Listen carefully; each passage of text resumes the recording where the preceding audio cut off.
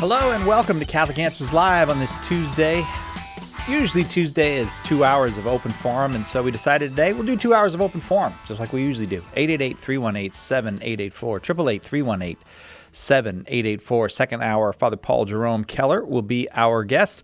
And first hour, Trent Horn's back. That's good news. Trent, of course, apologist here at Catholic Answers, author of a bunch of books, the order of which I got wrong yesterday. But now I know, and now I've been corrected. Hi, Trent. Hello, Cy.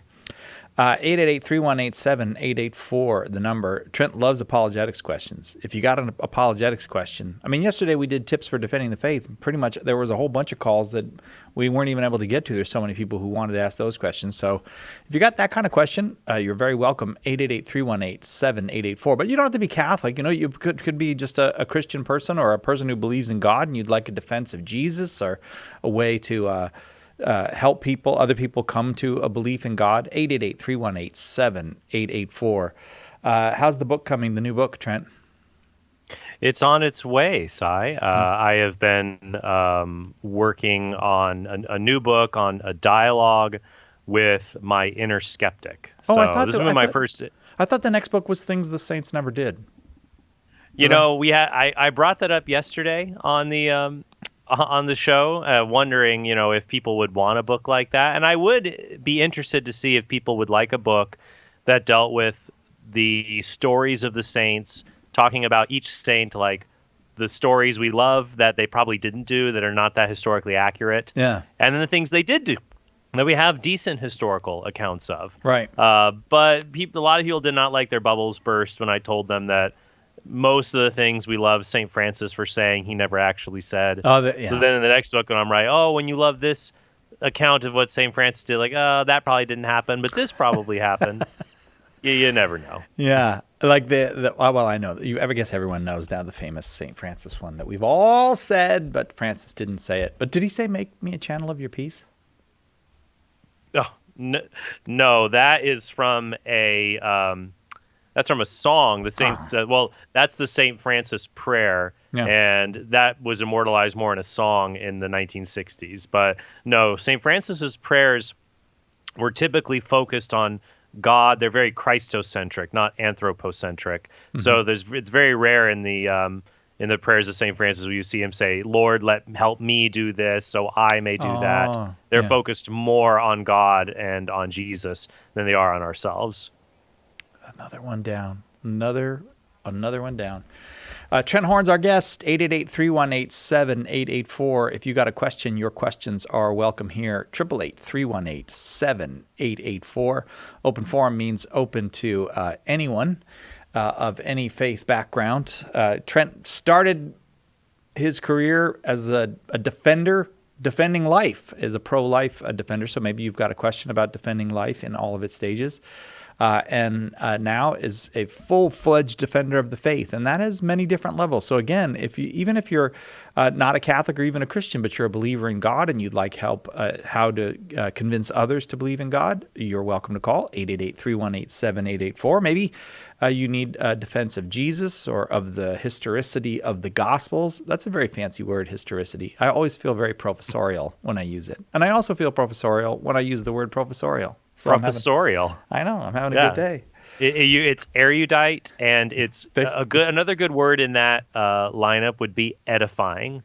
Instead of saying something's helpful, you would say, "I hope this has been edifying to you," to build you up into an edifice. It's funny because around here, the word that I hear more is disedifying, because Chris Check, our president, is constantly advising us, let's not be disedifying. Like, for example, people will pick fights with us here at Catholic Answers. The Catholic Answers people said this, and and then you want to respond, and Chris will say, let's not be disedifying to people. I'm gonna check this right now. Is disedifying a word? Yes, disedify. Like, instead of disedifying? Instead of edifying people, you disedify them when you. I don't know if it's a word. It is a word. All right, fine. I'm looking it up. But I bet you it's a very impactful word. I'm not even going to listen to your answer to the next question. I'm going to be so hard looking for this. People in the chat, people on social media. I'm looking it up right now.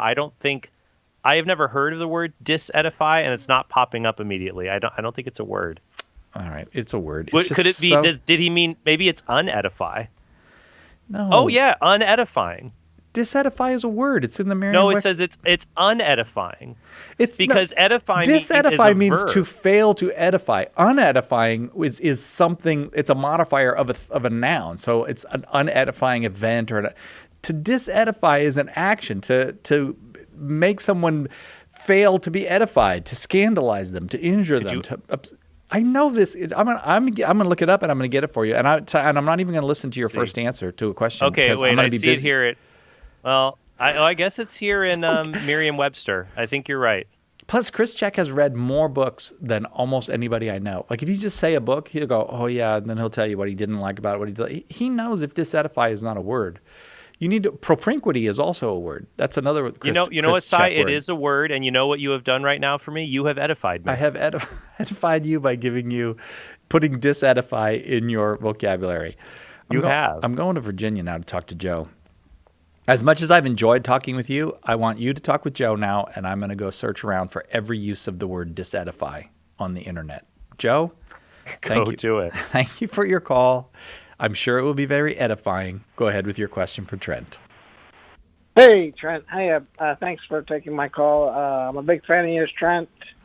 I've been listening to you for a while, so I just watched your debate with Matt Dillahunty. I watch all the debates with all the apologists and the atheists, and I watch Matt Dillahunty a lot. And I just thought you did a good job of bringing it to him, because a lot of the apologists are kind of, they let him get away with a lot of stuff, and I think he did a real good job.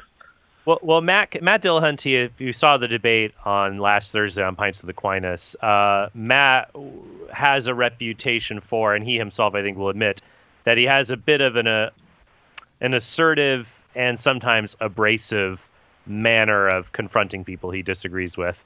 And that was something I thought I was hoping wouldn't come up in the debate, but was ready for if that's the attitude he wanted to have. But yeah, we discussed the resurrection, and I thought it was an interesting debate. You can check it out on Pints of the Aquinas, but I'll also air it on my podcast with a debrief probably in about a week. But yeah, so Joe, what can I help you with? Well, I guess what I kind of want to discuss what I think what atheism, like what kind of Matt represents kind of online, as opposed with atheism is more. It's more of an anti-theism these days, I believe. Like, I think people just don't want God to exist or the resurrection to be true, so that if there's no God, then essentially you can live as you please. So to me, it's more of a desire these days, hoping God doesn't exist, as opposed to just the evidential problem. Yeah, I think, Joe, I mean, there's Matt Dillahunty, who's been the host of the Atheist Experience for many years now. He does represent a particular brand of online internet atheism. It's kind of the successor of the Richard Dawkins New Atheism from in the early 2000s.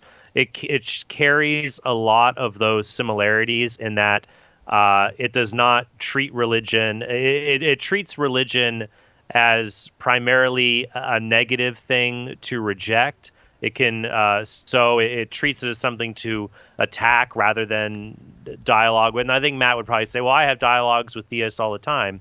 But I find in that particular approach, like the Matt Dillahunty approach to religion, similar to the Richard Dawkins and Christopher Hitchens approach, that it's very big on rhetoric, on refuting Christianity through clever rhetoric and abrasive descriptions of things, rather than through trying to assess what Christians believe in the most charitable way possible. So Matt will frequently summarize the Christian faith in ways that distort Christian doctrine, or like in my debate, he cited Jesus's cursing of the fig tree as evidence against his divinity, without ever seriously considering what the purpose of that incident was in the Gospels and what the meaning is behind it, which is very clear in any commentary that you would read. And so it's disheartening to see that his argument against the resurrection was basically an assertion that human testimony cannot tell me a miracle happened in the past,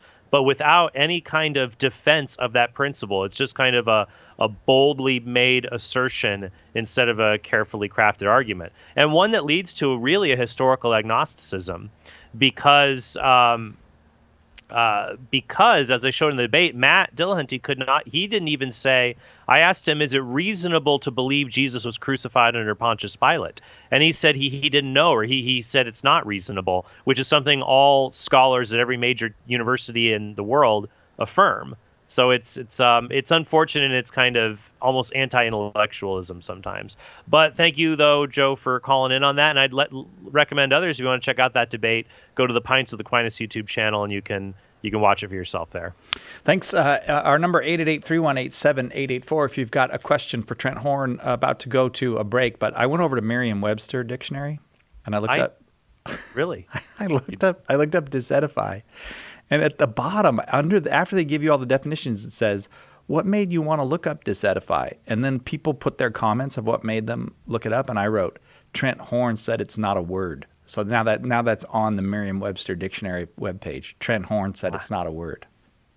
I You're have famous. You're famous, Trent. I am famous now. I am in the dictionary. Yeah. I've always wanted to get there. Yeah, you can go look it up. Just look up disedify on the Merriam-Webster dictionary, and it'll say Trent Horn said it's not a word.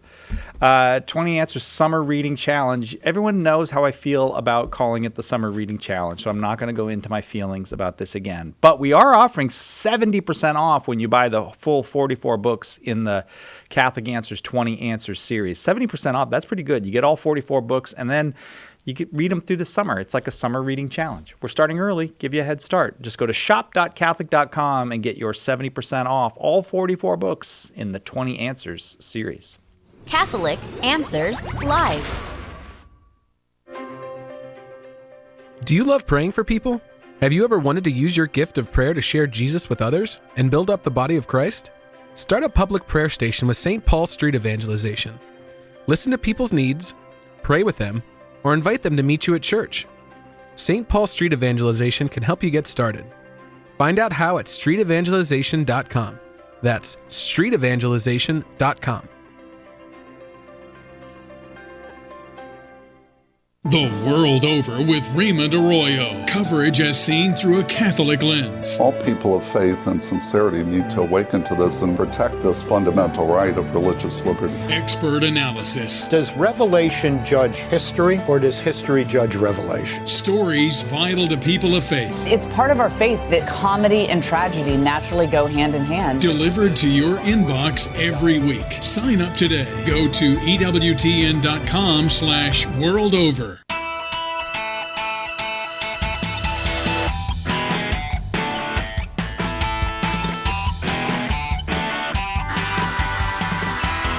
Particularly edifying couple of hours today. Second hour, Father Paul Jerome Keller will be here. This hour, Trent Horn. You're welcome to ask any question you'd like on Catholic Answers Live, 888-318-7884.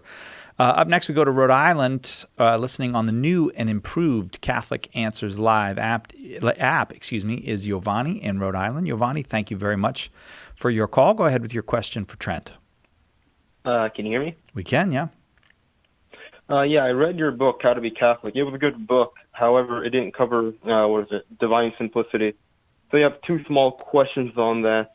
Question one would be, how can God's power be, his intellect, or how can he be his action? Second would be, doesn't the Trinity disprove, divine simplicity in any way? Those are not small questions, Giovanni. Like two small questions is like name the persons of the Trinity. That would be like one. Like, how do you explain divine simplicity? I think these are great questions, but they are not small questions. Can you answer them, Trent, or are they too hard? Well, there are going to be nuances to the question we won't be able to get into in the short time that we have here, but I will take my best crack at it. So divine simplicity is the doctrine, and it's a doctrine, and it is a dogma of the faith. It's been enumerated at ecumenical councils, that God is not composed of parts, either physical or even metaphysical.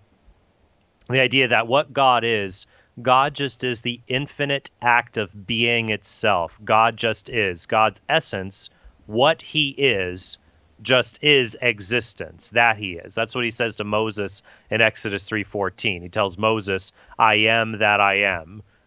I am that I am. That's my name. So it's not Popeye.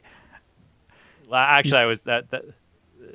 Anywho, okay. I won't go into all the references that I'm making here, but I am that I am. That's he did not speak in a Popeye voice. So the idea here is that God is not made of parts, and why is that important? Well, if you think about it, if something is made of parts, what is the difference between a part and a whole? What makes something composed of parts? If something is composed of parts, it means there's something more basic than that thing that holds them together. I mean, I'm drinking a little drink here. It's composed of parts, the lid and the atoms that make up the cup, and so there's forces that keep all of this together. But even if it's not material parts, if there are different parts of God, there's something prior to God, more basic, fundamental than him, that puts them all together. But then you got a problem, because if God is composed of parts, if God is, like, we're always trying to find what's the most fundamental part of reality, what's the basement, you can't go beyond that. Like, this is just the ultimate foundation of reality. If it's a God with parts, then beyond that would be something that unites God's parts together. And whatever that is, whatever that thing is that keeps all of God's parts together, united into his divine being, that thing would be God, because it's what makes God God. So a God that is composed of parts, David Bentley Hart, who is an Eastern Orthodox theologian and philosopher, he has said that denying divine simplicity is tantamount to atheism. Because a God made of parts is really more of a God with a lowercase g, not an uppercase g. But then, of course, this is a doctrine that was, of course, it was very popular in the Middle Ages, basically. But in modern times, modern philosophers of religion, including many Christians, are skeptical of it. And so we have Giovanni has raised two issues here. One is, if God is not composed of parts, then it seems like all of his properties are identical. So it's not like God has a separate part of him that is his property of being omnipotence, or his property of omniscience, that they would all be the same thing. So modern philosophers talk about things having properties. But if, Cy Kellett is so over many feet tall and he wears a light blue shirt, that'd be an accidental property more. But, okay, so then what do we do? If God has no parts, all of these parts must be the same thing. I think the objection misunderstands divine simplicity when people say, no, I understand where the objection comes from, because when you go to the Catechism, it says this in the Catechism, in paragraph 271. God's almighty power is in no way arbitrary. Then I believe it quotes Aquinas, who says, in God, power, essence, will, intellect, wisdom, and justice are all identical. Nothing, therefore, can be in God's power, which could not be in his just will or his wise intellect.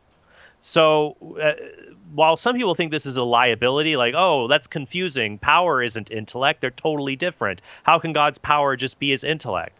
Well, first, there is a virtue here, because some people say, look, how can you say God is good? Like, if he's super powerful, what if he just said, okay, I'm God. Evil's going to be good today because I said so. That's called the Euthyphro dilemma in philosophy. But God, he couldn't do that. He couldn't say evil is good today because I felt like it. So the Catechism is saying, well, no, God's power isn't arbitrary, that his intellect, his perfect intellect, and his power are the same thing. So he's never going to do something evil because his power and his abilities aren't arbitrary. Now, I think where people get off the track here is they think that when we say God has the property of omnipotence, or being able to do anything, or the property of omniscience, or knowing everything, we think of properties like they're like ornaments on a Christmas tree. Like, I'm going to hang omnipotence, and here's omniscience, and they're all on God. Well, wait, these two ornaments can't be the same ornament. But we're always speaking about God in analogy. So when we say God has the property of omnipotence, we don't mean it's a metaphysical part of God that tells him what he will and he won't do. It's just a way of saying that God, the infinite act of being, is not limited in what he does, and God is not limited in what he knows. And so I would say they don't contradict one another. So that would be my first answer there on that. It's just different ways of describing the unlimited act of being, not separate, distinct parts of God. The Trinity is a bit harder of one, because we say, well, if God is the infinite act of being, what do we do if God is Father, Son, and Holy Spirit? If God is simple, no parts, we got one part's the Father, one part's the Son, one part's the Holy Spirit. What do you do with that? And the answer, I would say, is that the Father and the Holy Spirit do not divide God's being. They don't divide his being because God is infinite being, and the Father, Son, and Holy Spirit all infinitely possess the divine being.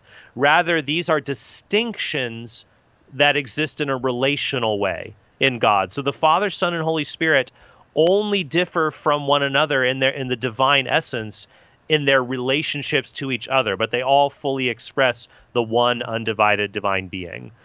So there's more we could certainly go into, and I don't want to bog everybody down, but I will give.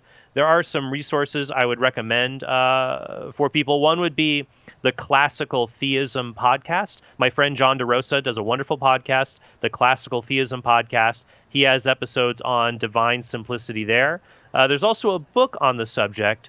I believe it's by James Dolezal called God Without Parts. That I'd recommend he's actually I believe he's not Catholic, but he writes about this. It's a defense of divine simplicity. So I hope that is helpful. And Giovanni, I'm glad you called in. Thanks, Giovanni. Lines are full. Got to keep moving. Kai in New York watching on YouTube. You are next. Kai, go ahead with your question for Trent Horn. Thank you. Thank you very much, Mr. Kellett and Mr. Horn, for taking my question. Happy to. Sure. So I also saw your debate with Mr. Dillahunty, and you actually gave me a lot to think about. And I think you did a great job, but that's not what my question is about. My question is about... Well, thank you, though. Yes, of course. So for people who are coming in to the Catholic Church, why is it that you have to go through the RCIA and then get baptized once Easter comes, instead of if the way I think about it is that if the Catholic Church here is dealing with the salvation of human souls, why does it wait potentially a year until someone gets baptized instead of saying, you believe in Jesus Christ, he's the Son of God, we're going to baptize you, and then after that we'll teach you all about the faith and all of these things, and we'll teach you about the church and the history and these and all things that go along with it. If you could answer, obviously I think the symbolism of getting baptized on Easter is beautiful, but I'm not sure necessarily why it has to be that way. Sure.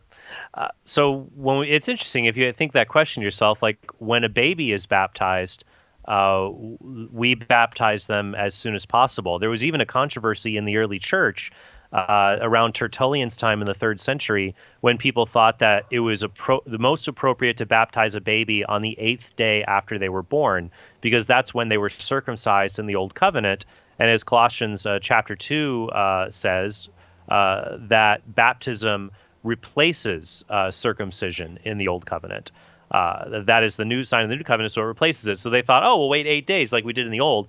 And the church fathers at the time said, no, don't baptize a child as soon as you can, because at that time, infant mortality was incredibly high. In the ancient world, child mortality was very high. Probably in most places, it was about 50%. That meant that a child, half of all children in the ancient world, really up until through the Middle Ages, honestly, not until about the late 19th and early 20th centuries. No, not until like getting into the 20th century do you get down. You still have child mortality rates up around 20 or 30%. But in the ancient times, half of all children didn't make it to their 5th birthday. Half did not make it. Usually died of some kind of gastrointestinal disease or some other pneumonia or something like that.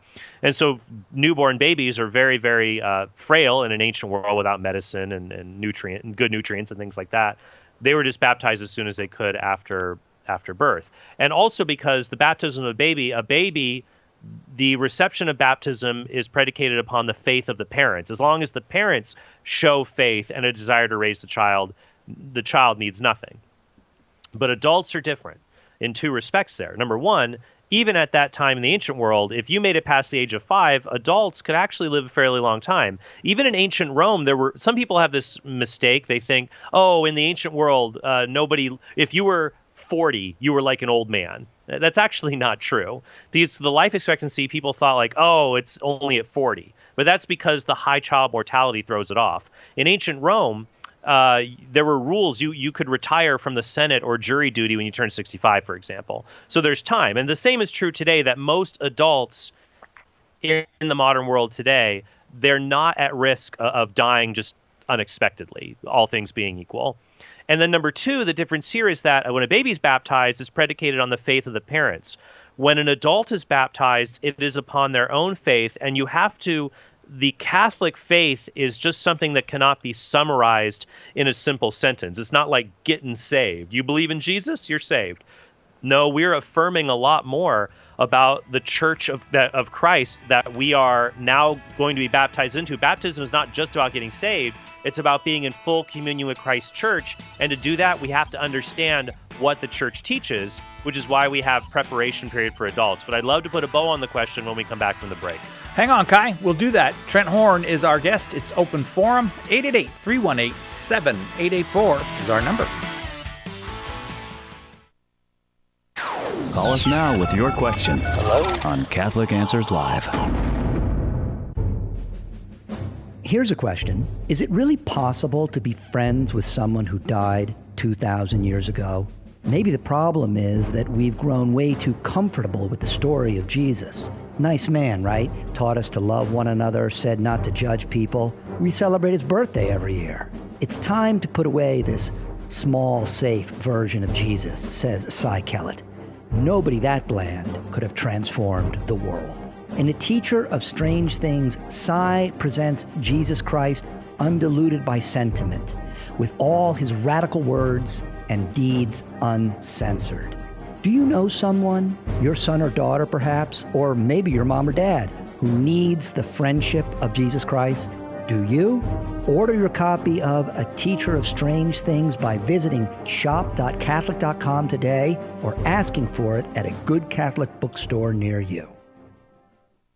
According to divine command, we should give God worship, but how do we know if we're doing it right? Is worship a form of self-help to make me feel better, a form of social activism, or even a commodity? Or is it something that transcends all of those? In Real Religion, How to Avoid False Faith and Worship God in Spirit and Truth, Father Jeff Kirby cuts through the misguided modern notions about God and religion and takes you back to the foundation for true worship, God's revelation about himself.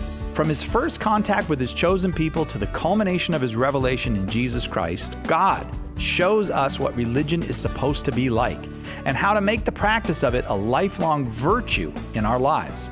Order your copy of Real Religion by visiting shop.catholic.com today or asking for it at a good Catholic bookstore near you. We all take on traits from our parents. What are the best and worst traits you received from your parents? We'll discuss that tomorrow on Take Two with Jerry and Debbie on most of these EWTN stations. Now back to Catholic Answers Live.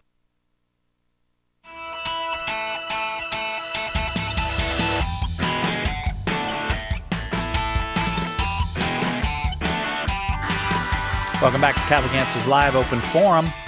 Second hour, Father Paul Jerome Keller will be here with us this hour. Trent Horn is our guest, and Trent is in the middle of a conversation with Kai in New York, who's watching on YouTube, and asked the basic question, why do Catholics make you wait to take some classes? And I mean, it's not necessarily classes, but to do some formation and get some instruction before you can be baptized. Why do we do this? And you wanted to conclude your answer, Trent.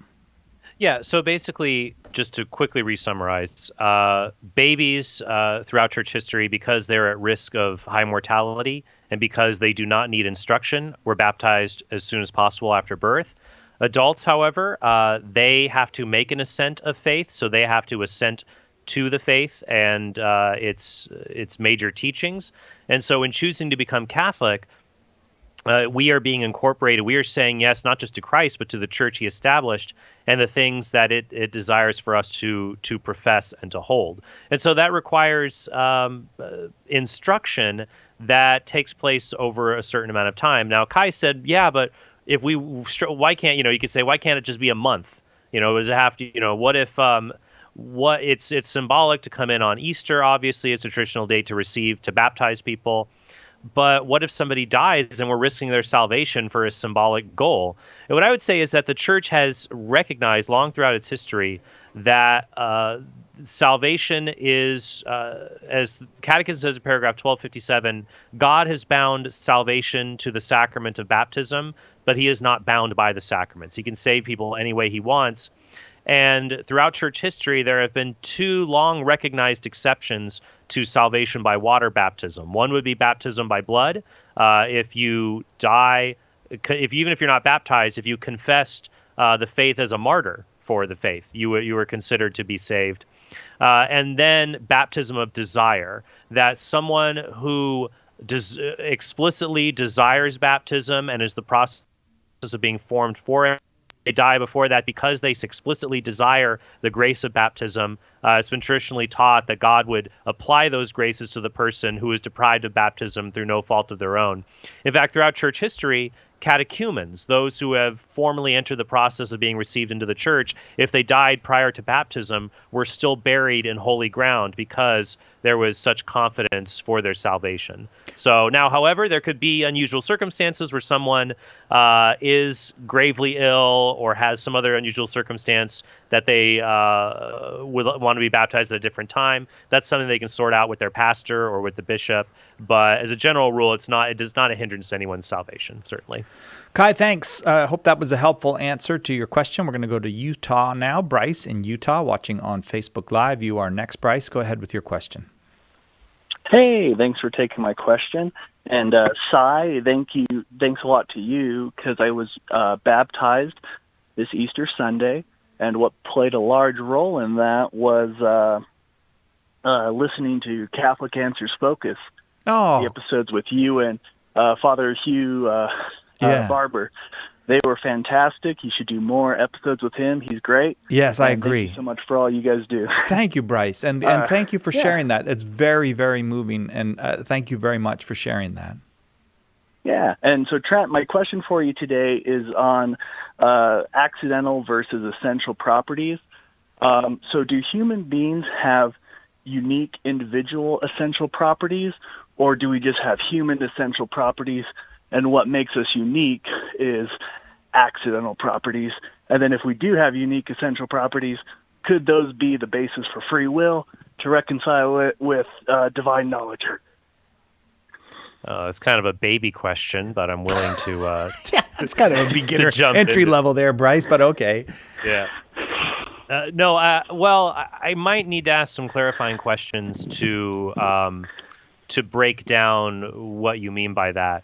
So the typical distinction in philosophy between an essential and an accidental property is that an accidental property is something that can be removed or altered, and the identity of the subject in question does not change. Whereas an accidental property, a thing can still be that thing even if it loses an accidental property. But an essential property is something where a thing cannot be that thing if it loses that essential property. Oh man, I haven't done this. This will be fun. So the fact that Cy has facial hair, that would be an accidental property to being Cy Kellett. If Cy Kellett lost his facial hair, he would still be Cy Kellett. That's an accidental property to what it means to be Cy Kellett. But if Cy Kellett were to lose his head, with the state of medical technology as it is right now, if we were to remove Cy Kellett's head, the person, Cy Kellett, the human being Cy Kellett, would no longer exist, because having a head attached to a body with a functioning circulatory and respiratory system is an essential property for being the human being Cy Kellett. So look at that, Cy. We didn't even have to do a Why Are You Pro-Choice show. Someone put a tally on the board.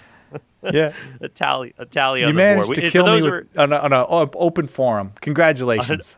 I managed to do that. This is a humor to our listeners.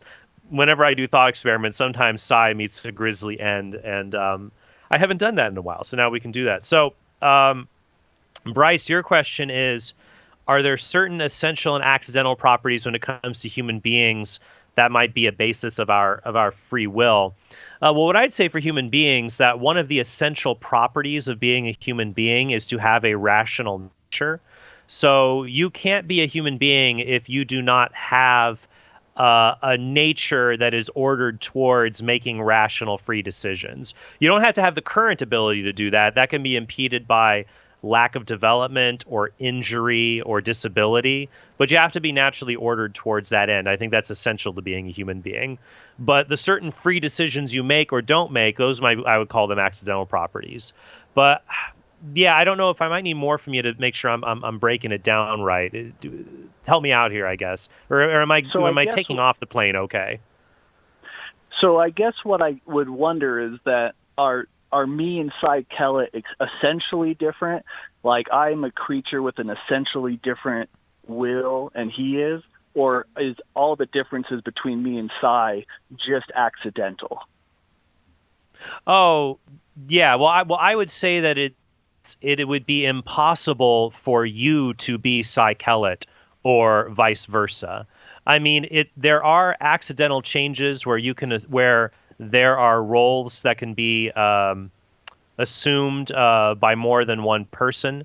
So, I mean, we can have more than one Catholic apologist at Catholic Answers if they have certain accidental and essential properties.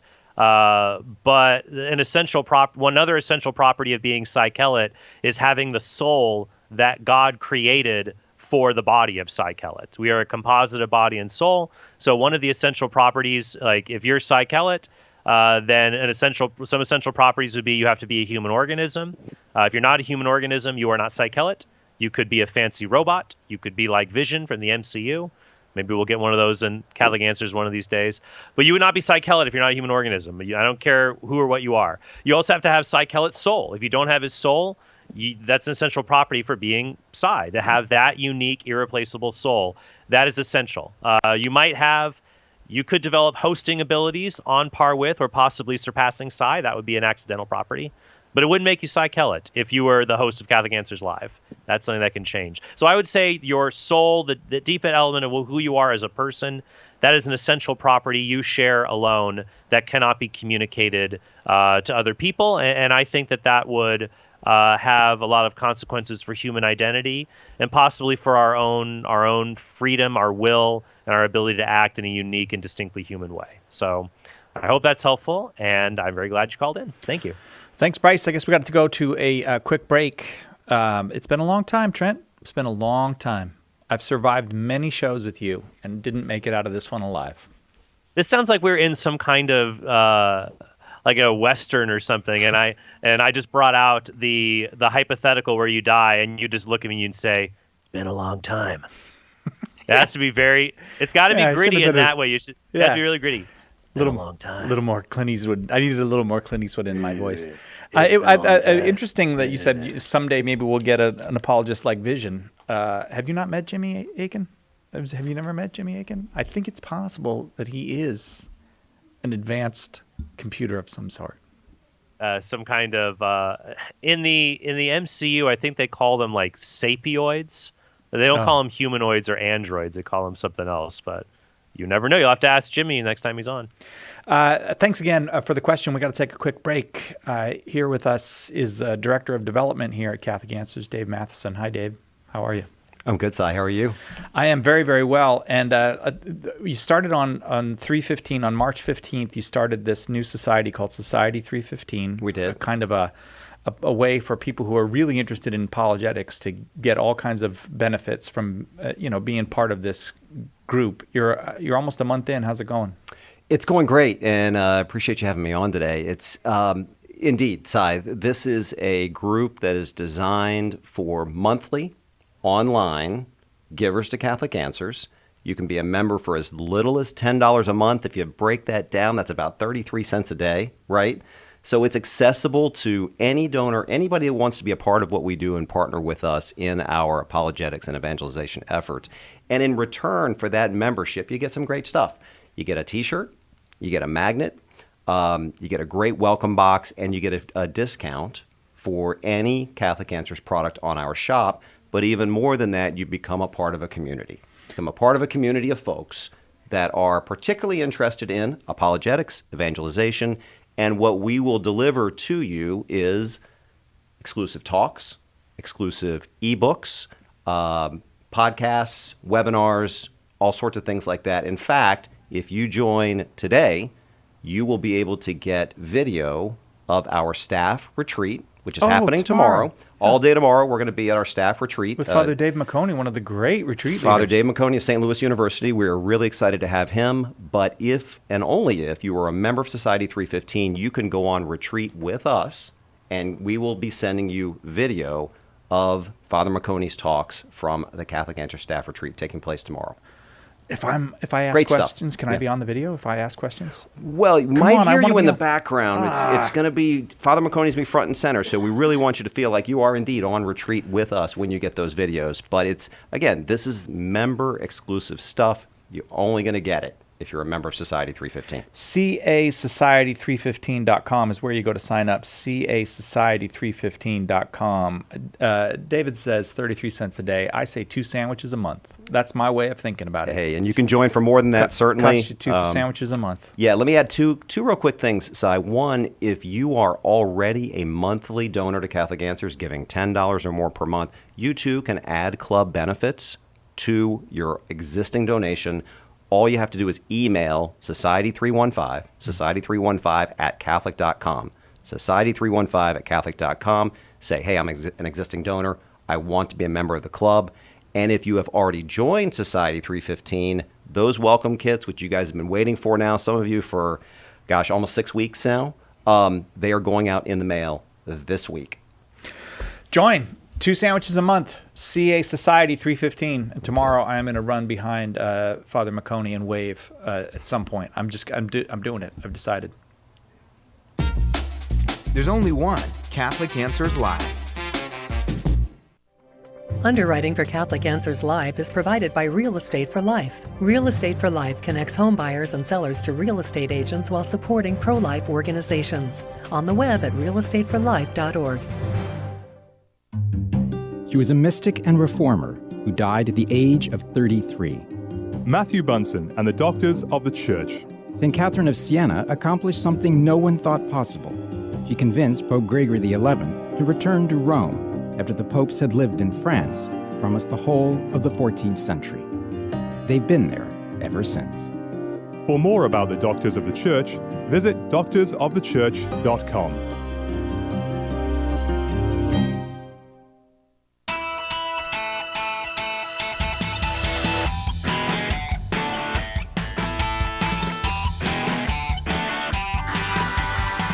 Welcome back to Catholic Answers Live. Trent Horn, our guest. It's open forum. And if we get to the top of the hour and we haven't gotten to your question, don't worry. Father Paul Jerome Keller will be here with us second hour. We're going to continue open forum.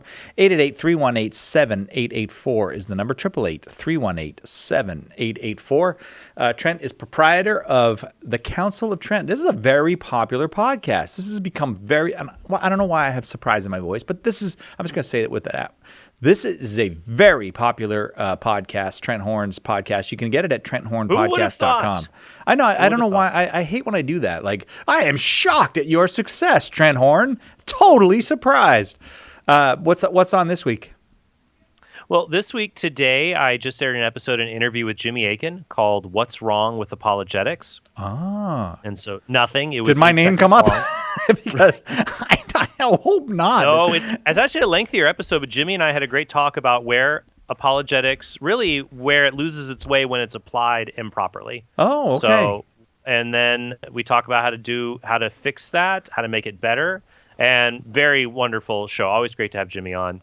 Then Thursday, I'll give a sneak peek for Thursday's episode. Thursday, I'm going to be, I'll be sharing a talk that I gave for a cohort of sex and gender studies classes where I presented the Catholic view on sexuality for these sex and gender studies students. Good for you, Trent Horn. That is great. I'll tell you what's even funnier about it, Si. I'm not going to say where it was at, but it was a talk I gave for a major Catholic university. But they decided it'd be best to bring in an outside person to give the Catholic perspective. Did you feel that they were receptive? Well, I think so. Yeah, I think they were very receptive, and so I think the talk was. I focused specifically. I gave the talk with a partner. My partner spoke on the issue of homosexuality. I spoke on gender identity. So in this podcast episode, I'm going to share the talk I gave on the church's teaching on transgender, gender identity, and how I crafted it for these university students who, even if they go to a Catholic university, I suspect the majority of them do not affirm the church's teaching on this subject. So I offered them the teaching and good reasons for it. And that'll be on Thursday's episode. And yeah, if you guys want great access to content like my Catechism Study series, which is going on now, the Council of Trent mug, lots of other cool stuff, the ability to submit questions for our open mailbag episodes, go to TrentHornPodcast.com to become a subscriber there. TrentHornPodcast.com. Now we go to Ontario, Canada. Remember yesterday? It's Ontario. You mean Ontario, Florida? No, it's Ontario, Canada today. You said yesterday it was right south of Temple Pines. It is. Ontario, Florida is just south of Temple Pines, Florida. But this is Jason in Ontario, Canada. He's been waiting patiently. Jason, thank you for waiting patiently. I'm sorry that I made you wait patiently. Go ahead with your question for our guest, Trent Horn. Thank you so much for taking my call. This is this first long-time listener, first-time caller. Oh, we're Thank very you so happy much to for all have that you. You guys do. Well, thank you. You don't have a Canadian accent, though. Yeah, I don't. Yeah, that's true. No judgment. How can we help you, Jason? Go ahead. You should be sorry about that. I have a question. I'm a Catholic, and I've actually followed Trent's podcast. It's amazing. Thank you so much for doing that. I have all your books, The Case for Catholicism and Hard Sayings, both, and I do reference them all the time whenever I can. So my question is actually, I've been looking online, and there's an Islamic apologist who has been bringing up things against the Bible. And he kind of debunks or says a lot of things against the Gospel of John and all the other Gospels, and he just looks at Mark.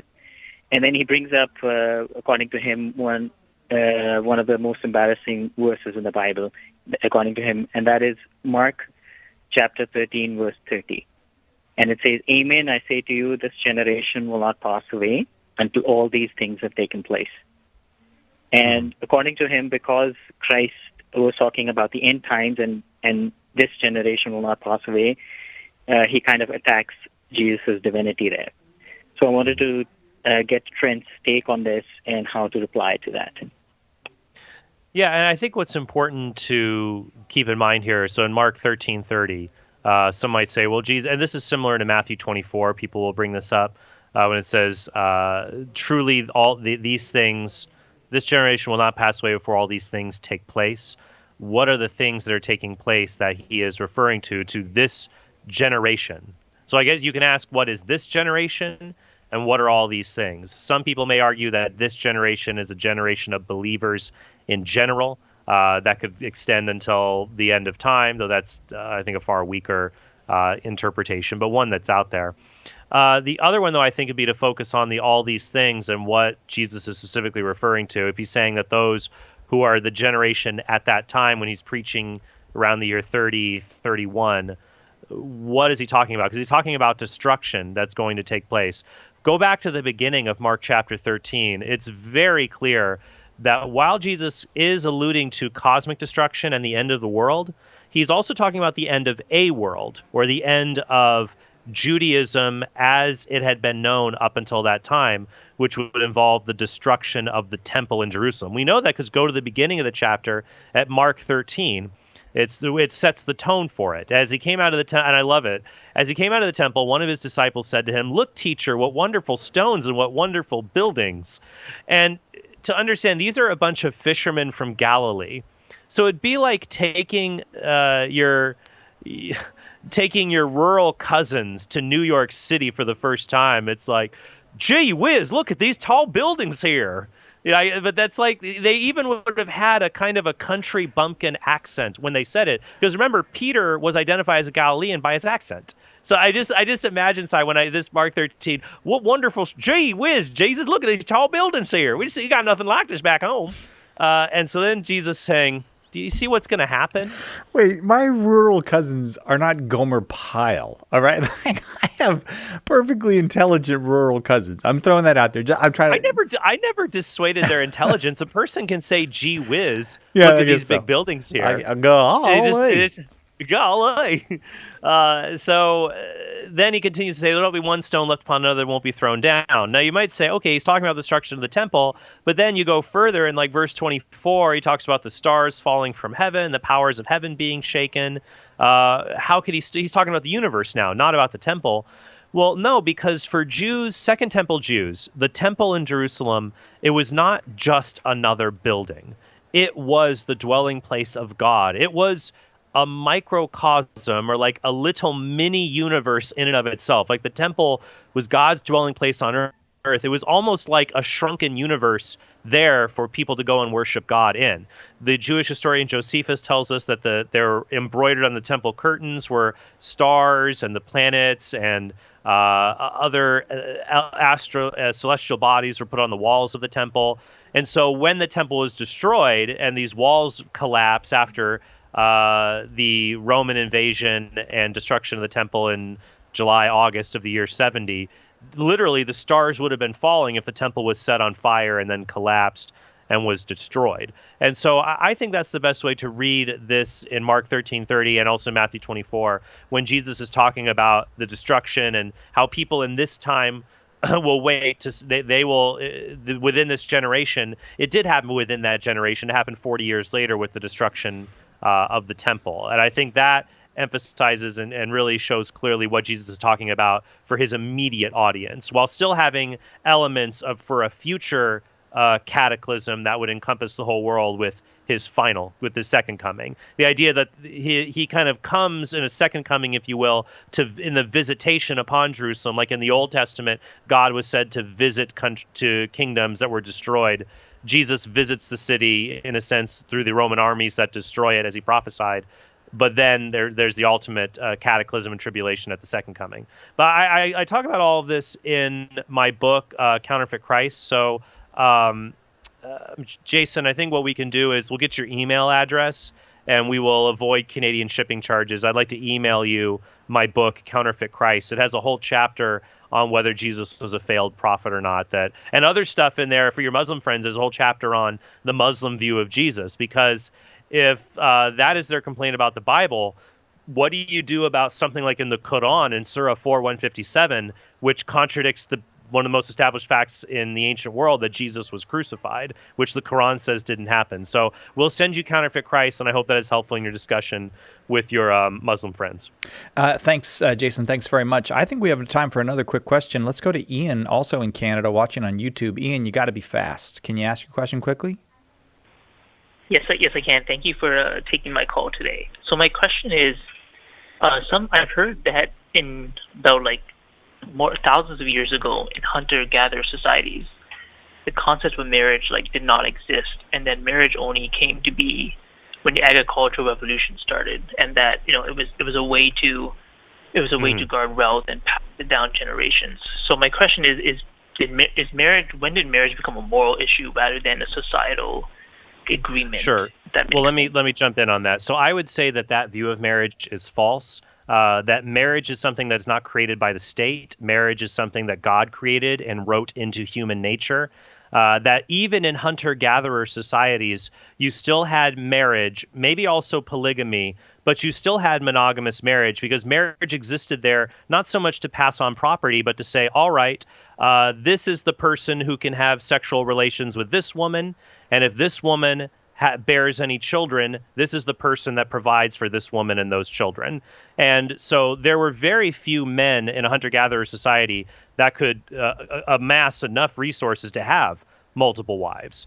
So you still had marriage there as something that human nature recognizes, that since sex makes babies, you need something that unites men and women to one another to know they are with each other, and any children that proceed from their union belong to them until they come to an age of reason or to an age of adulthood.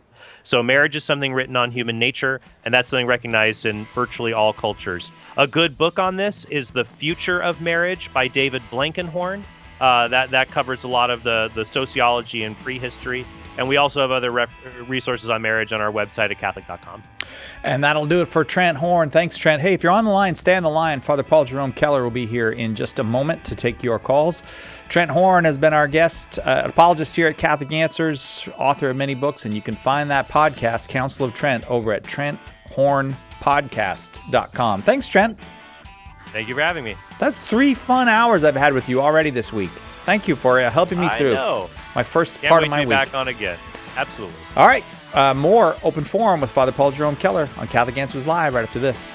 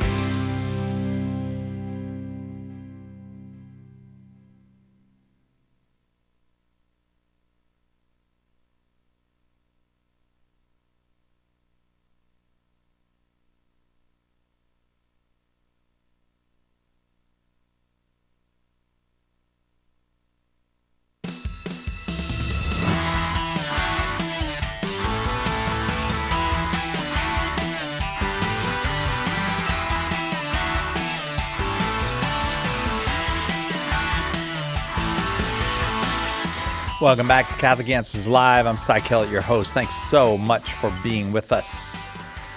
This hour, open forum with Father Paul Jerome Keller, and we're looking forward to having Father Paul Jerome Keller here to take your questions. So if you're on the line, don't go anywhere. Just stay right where you are. If you haven't called yet and you have any question at all about the Catholic faith, whether you're Catholic or not, you're welcome to call 888-318-7884.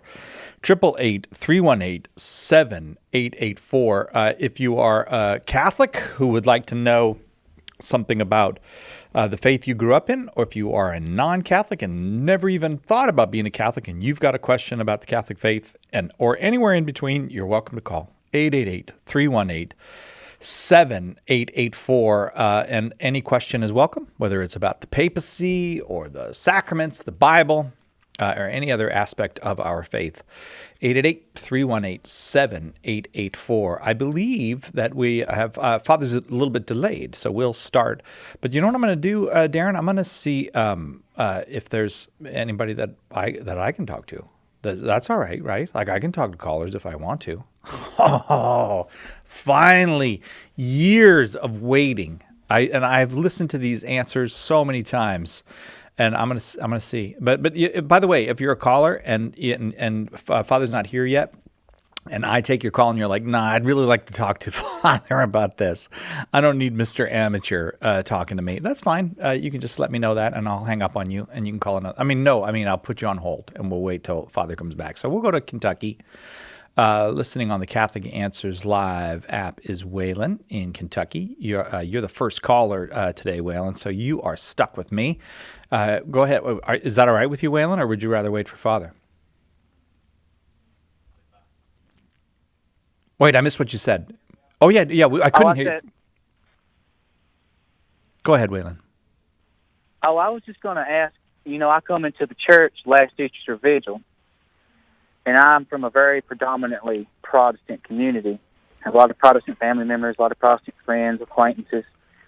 And I was wondering, do you have any advice for me, Si, and anybody listening, about how to live the Catholic faith authentically in front of people that may not understand it?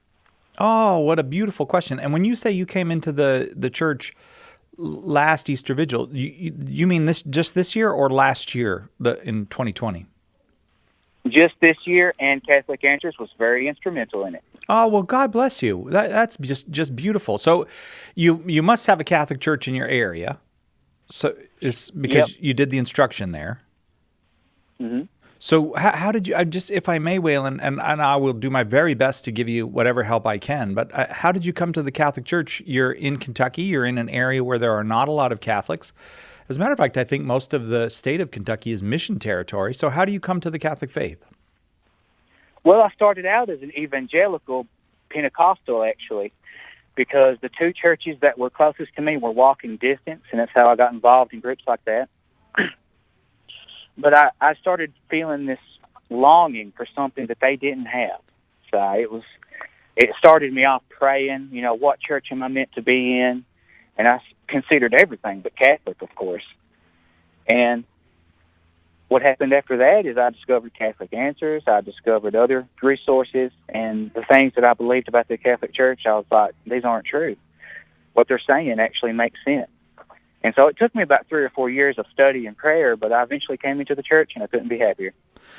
God bless you, Waylon. That's beautiful. I think the first thing that I would say about living the Catholic faith in the presence of non-Catholics, especially where those non-Catholics are Christians, is make sure that you identify yourself as a Christian. Make sure that people know that you're a Christian, that you praise Jesus. Just if they praise in Jesus, you're praising Jesus. If their hands are up in the air, your hands are up in the air. If they're saying hallelujah, you're saying hallelujah. Because I think we Catholics have to make very clear, especially among evangelical Christians, we are Christians. Our faith is about Christ. It's primarily about Jesus, and that knowing Jesus is everything to us. And celebrating, and we're perfectly willing to celebrate Jesus with a Methodist or a Baptist, a house church, a Foursquare Bible church, whoever it is. If you want to praise Jesus, I'm going to praise Jesus with you.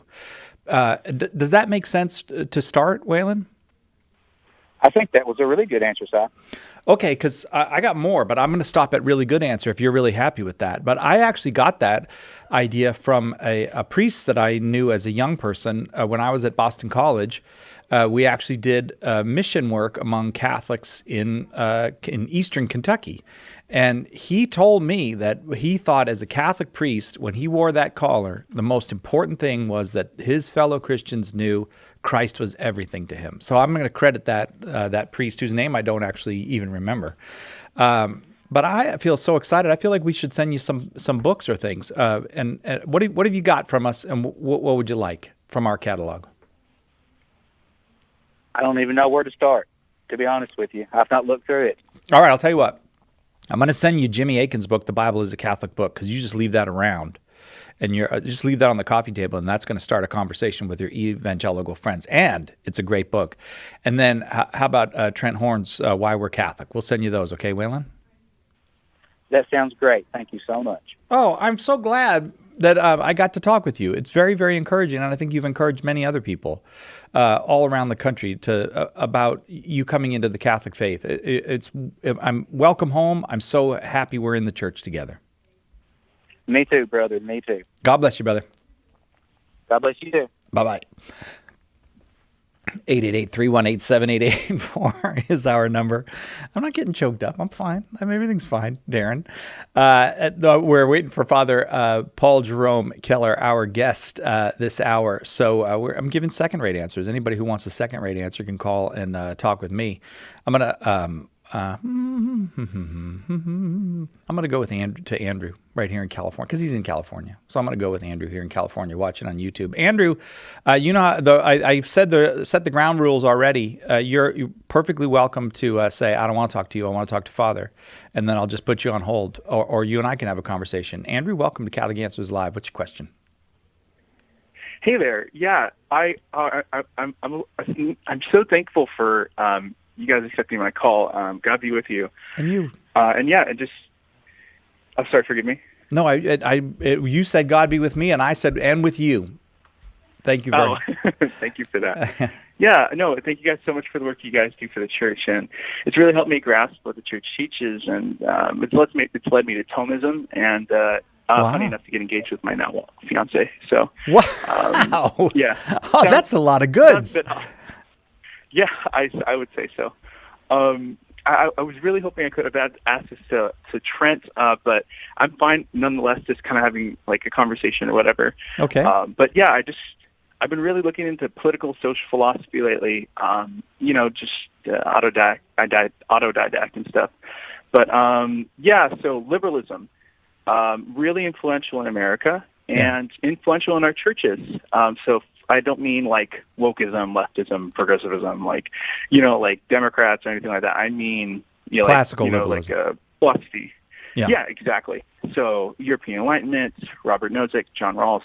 And so I guess, so my question was, with that, like kind of there, just a little bit of definitions here and there.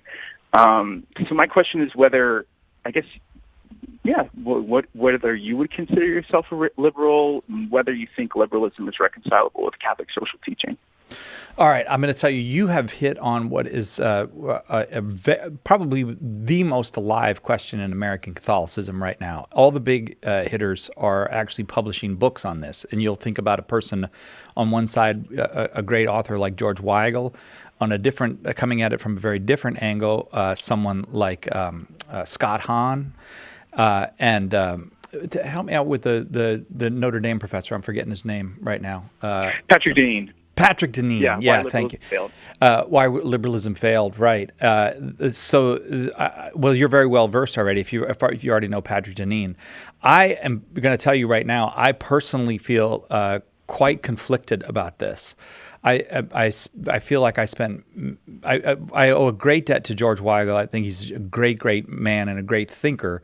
But I am less convinced of the arguments for liberalism than I was a few years ago. And it may be that that's a failing in me. It may be that I'm making progress. I don't know. So I find George Weigel compelling and interesting and helpful every time that I read him. But I feel more and more in my own heart that classical liberalism has fundamental flaws that make it very difficult to make fully compatible with Catholicism, and even for Catholicism to flourish in a classically liberal society. And Patrick Deneen has had some effect on me in that regard. How about you? Where do you fall on the embrace of liberalism? Yeah, so I guess during a little bit of history, if you don't mind. So I grew up Catholic in the Mexican American Church. So I kind of learned the mythology of like America, and it just so happened that liberalism is just deeply tied in with America. You know, it's in our Constitution, our American founding fathers, right. Thomas Jefferson. So I grew up listening to like the Jeffersonian Hour, and I just kind of naturally was convinced by it. I fell away from the church once I kind of went to college, and then I came back into the church through mainstream conservatism, so like Fox News, like all that stuff. And then Jordan Peterson led me to the church. He's a liberal also, obviously. Wow. So, yeah. That'd be just fascinating. Jordan Peterson led you to the Catholic Church. I hope he comes in himself. Yeah, me too. I certainly do. And now this is here my position. I guess I've kind of been convinced by things that Alistair McIntyre has said, and just kind of the I don't know. I just find the tension between our just like linguistically. What's the faith mean? Katahalas, like according to the whole. And I'll define liberalism just real quick. So I wrote a paper actually about this not too long ago. So Peterson says it valorizes the sovereignty of the individual. You can say it's the emphasis of the self over the constraints of the collective. It's things like that I think are antithetical to the faith. And if you think about it really long and hard, it's kind of at the root of Protestantism too. Protestantism emphasized the self over the individual, over the community in a sense, if you think about it. Theologically, at least. So I think at the root of it, I don't think it's reconcilable with the faith. And that's not to say you can't be a devout Catholic and profess to be a liberal. No. There are a lot of good examples. I think Jacques Maritain was actually a liberal. Yeah, but he lived before it all fell apart.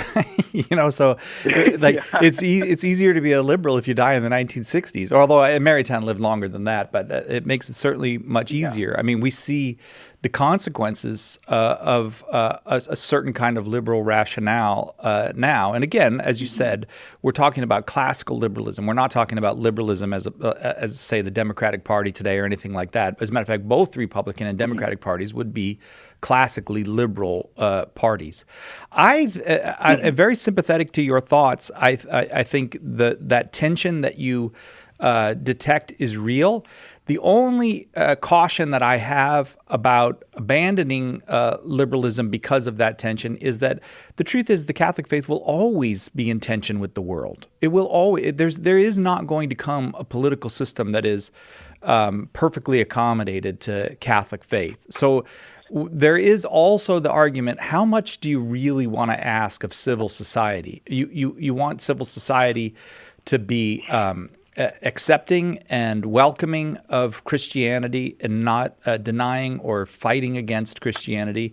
But can you really ask for much more than that? I mean, I don't know. So that's my only, is we don't want to be idealists about government, because the answer is not in this world. The answer is on a far horizon, beyond the horizon of this world. And as long as we are permitted to live our faith, I don't know that we have a right to ask much more than that. Andrew, I got to go, though. Was that a reasonable conversation to you? You want to continue it at another time? Oh, definitely. Thank you so much. Appreciate that. All right. God bless you, brother. Thank you very much for the call. We'll take a quick break. We'll continue with Open Forum, and we'll hope for our guest, Father Paul Jerome Keller, right after this. This is Bishop Chad Zielinski from the Diocese of Fairbanks of Northern Alaska, and you are listening to Catholic Answers Live. The Aquinas Writing Advantage program is part of Homeschool Connections' set of online courses for your Catholic homeschool. Homeschool Connections' website is homeschoolconnections.com.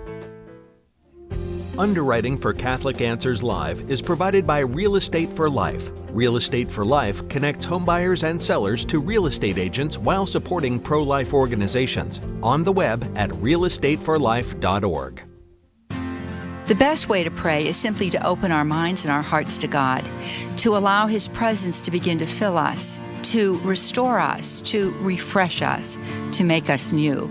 The best way to pray is simply to be aware of that presence and to say yes to it, to give fiat to that presence as our Blessed Lady did. In that way, we delight in prayer, and God Himself delights in us.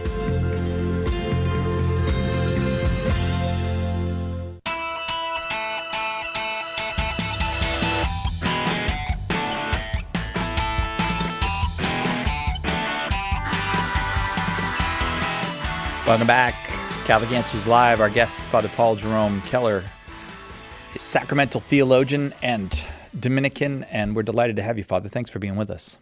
Oh, so happy to be able to do it. Thank you. Sorry for my lateness, but here I am. Oh no, not at all. The primary sufferers were our last two callers. They had they had to suffer with some pretty mediocre answers, but we got a lot of good ones for you. Are you ready to want to just do that? Want to just head to the phones? Let's head to the phones. All right, let's go to Michael in Tennessee, watching on our website, Catholic.com. Michael, we're delighted to have you. Thank you for your call. Go ahead with your question for Father Paul Jerome Keller. Did I click? Hold on. I think oh, look at that. I got myself all crossed up. I pushed the wrong button. Go ahead with your question. I'm sorry. Hi. Thank you for having me. Sure. I'm trying to figure out how the Catholic Church deals with indulgences today. Yes, and as opposed to some other period of time, you mean, Michael? Yes, sir. Okay. So the indulgences are basically the same.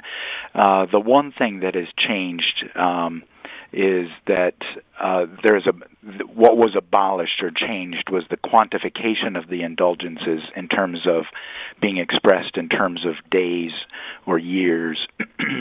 And these days and years were the time that were to be spent in penance.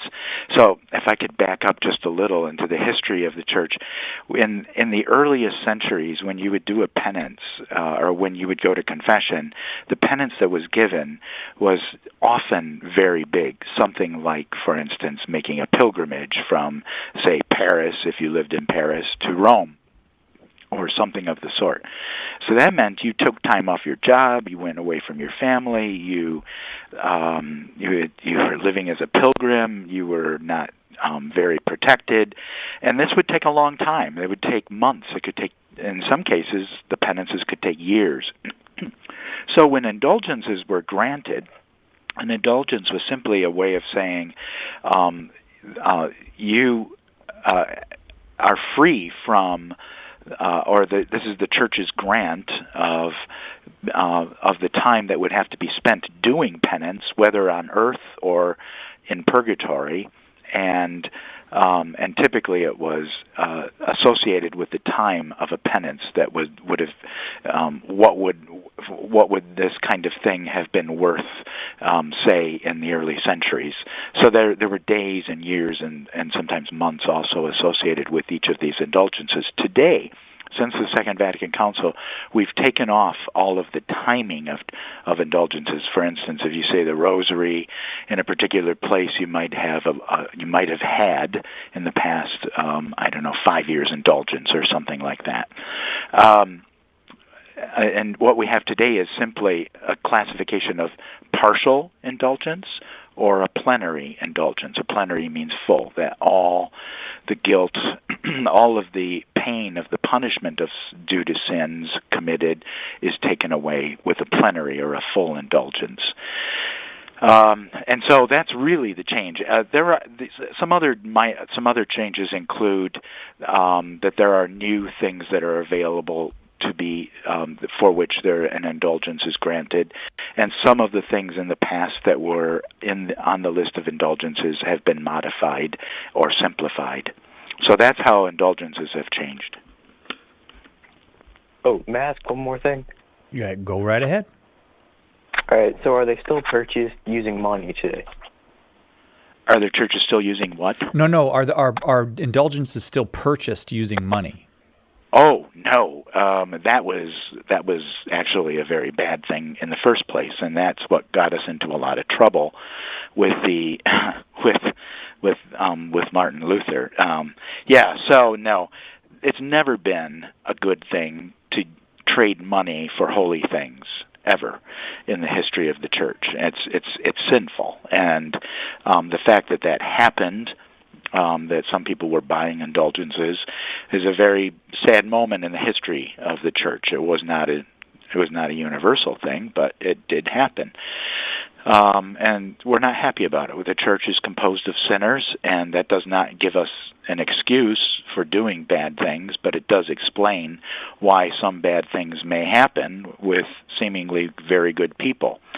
Perhaps some of us listening or talking can relate to that right now. But the fact is, no, one was never really one was never permitted to buy an indulgence, even though it may have happened. It was not permitted. It was always a sin, and nor does it happen today.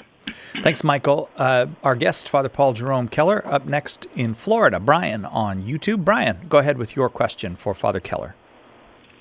Hi, Father Keller. How are you? Good, Brian. How are you? I'm doing well, thank you. I'm calling. So I was a baptized Catholic in the Western Roman Rite as a toddler. I was pretty much raised as an Easter and Christmas Catholic for my adolescence and early adulthood.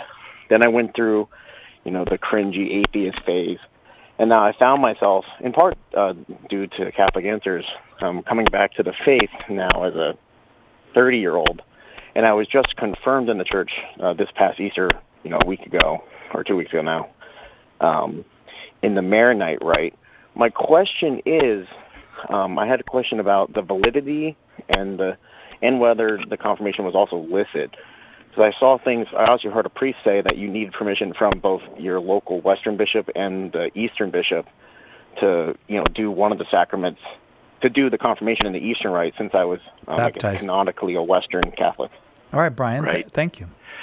That priest is probably correct. I'm not a canon lawyer, and so that's one of the fine points of canon law with which I'm not familiar. I do know that... but I can say this much about canon law and theology, that in the Western Church, the tradition has always been that the sacrament of confirmation is reserved to the bishop. And most bishops, kind of in the Western Church, in the Catholic Church, the Latin Church, guard that pretty carefully for themselves. And so it strikes me as... It sounds correct what that priest has told you, that you would need permission of your local bishop as a Catholic, because you've not, to my understanding, you've not left the Catholic Church in order to become a Maronite, because the church in which you were baptized is the church in which you continue to reside. It's not impossible for you to go to the Maronite Church and worship at their masses and so forth, but I'm not sure you had permission to be confirmed, and so I'm not sure about the validity of your confirmation without that permission, and that would be something to check on wherever it is that you live, or whatever city in Tennessee. I think it would be wise to call the chancery, or to call your parish priest there and ask him to call the chancery, but to get somebody authoritative to speak to you about this. Okay, Brian, how does that strike you? It strikes me as concerning. Yeah. So it's not impossible. You're saying, Father, if there's the proper permissions, but right. But you want to check to make sure. Right. So it is concerning. You're not in the state of mortal sin because you didn't know what you were doing. It's not like you went off and did something disobedient in order to be contrary or something along that line. So I wouldn't worry about that. I would say my only concern, and it is a big concern, and you share it, is that have you received the sacrament of confirmation or not? And you need that sacrament. It's a very important sacrament with special graces attached to it, by which God will transform your life, or wants to transform your life. Even if he has not, first of all, welcome home, Brian. We're glad you came. But yes. But receiving confession and the Holy Eucharist is not a problem. Brian can do that. Yeah, of course. Yes, absolutely, Brian. Okay, Brian? Yeah, I've been doing that. I'm slightly angry because when I first started to come back, I went to my local Roman parish, and I spoke with the priest, who then ushered me to the deacon, just because I wanted to see about RCIA. And in speaking with him, he essentially said, you seem pretty conservative. I think you'd be more at home at the Maronites down the road. Oh, for crying out loud. I'm sorry that happened, Brian. That should not have happened to you. No, at the very least, he should have taken you to the bishop so the bishop could say yes or no. Call the bishop and ask, Brian. Have you enrolled in the Catholic Answers School of Apologetics? Let me ask you a more important question. Do you believe as a Catholic that you have an obligation to share the Catholic faith? In fact, the Church has answered this question, and the answer is that all confirmed Catholics are obliged to share the faith. It's actually in canon law. Catholic Answers is here to help you fulfill that obligation. Our School of Apologetics courses will equip you to help all the people you come in contact with understand what the Church teaches and why. A great place to start is with all the Catholics in your life. Learn the art of apologetics from the best of the best and start sharing the gospel today. Visit schoolofapologetics.com. That's schoolofapologetics.com. Did you know you can access Catholic Answers Live right from your phone or other mobile device? Download the Catholic Answers Live app today. It's free, and you'll have instant access to our daily broadcast, the schedule of upcoming shows, and you'll even be able to search the archive and listen to thousands of past shows. The Catholic Answers Live app, available now on iOS and Android. Most of us Catholic parents agree our number one goal in life is to pass on the faith to our children. But here's the bad news. Today's world has a million ways to steal your kid's soul. Don't be afraid, says Father Sebastian Walsh. God loves your children even more than you do, and He desires their salvation more than anything. In his groundbreaking new book, Always a Catholic, Father Walsh shows you how to cooperate with God to bring about the fulfillment of His will for your kids. Always a Catholic reminds us that keeping our kids in the faith is about the way we live our Catholicism in our own lives and as a family from day to day. Order your copy of Always a Catholic by visiting shop.catholic.com today or ask for it at a good Catholic bookstore near you. We all take on traits from our parents. What are the best and worst traits you received from your parents? We'll discuss that tomorrow on Take Two with Jerry and Debbie on most of these EWTN stations. Now back to Catholic Answers Live.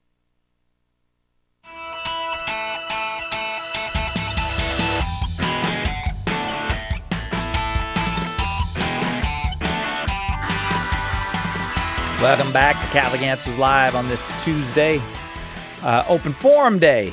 Anybody can call with any question at all about the Catholic faith. Our guest is Father Paul Jerome Keller, who is a sacramental theologian and a Dominican and teaches at Sacred Heart Seminary in Cincinnati. Did I get it all right?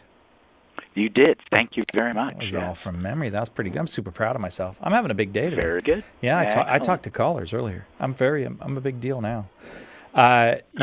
Joachim in Toronto, Canada, you are next. Go ahead, Joachim, with your question for Father. Hi, Father. So my question is, I have a friend recently who is a Catholic who lapsed and became a Baptist. And he expressed two concerning ideas. One was that he said that repentance is repentance from disbelief and not from sin, because he can't repent from sin at all.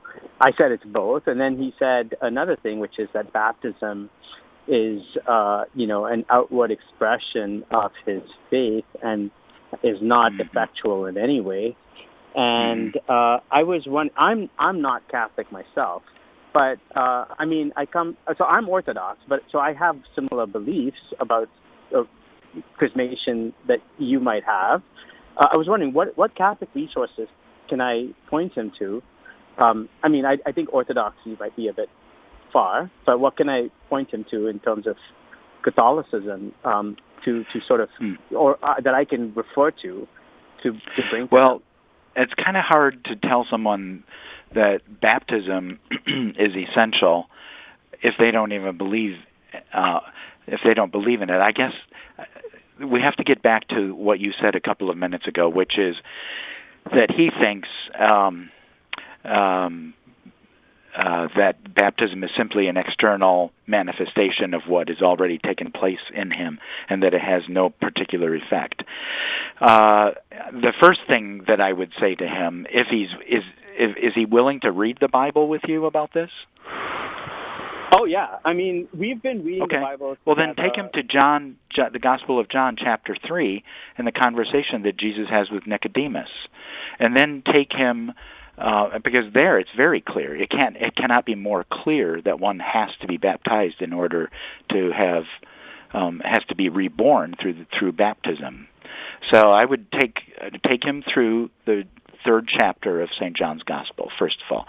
Secondly, I think you would do well to understand what the Catechism has to say about the sacrament of baptism, and then talk to him about that.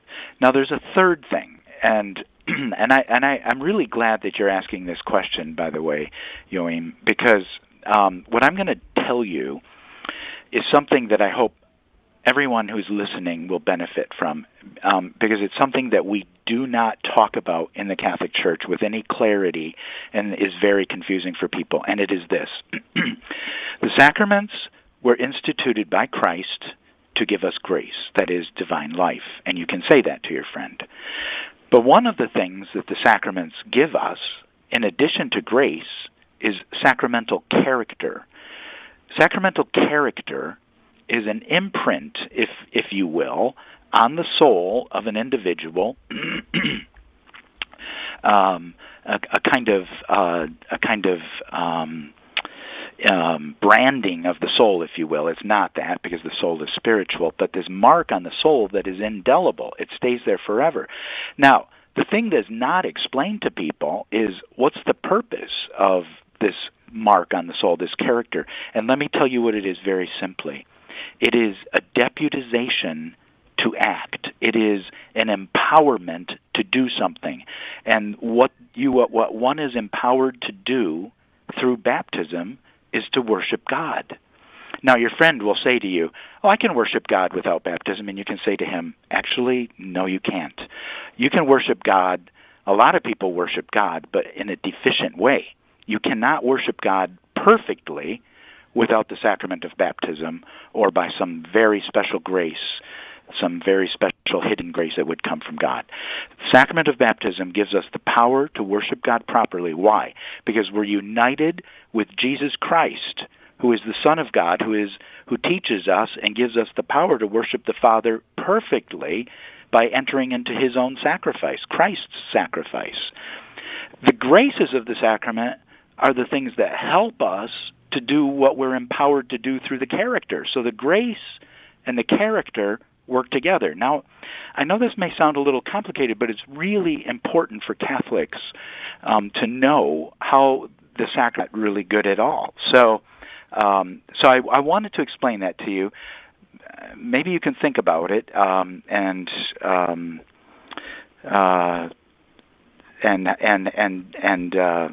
kind of try to explain this to your friend about baptism and its importance. It's a beginning, and I'm sorry.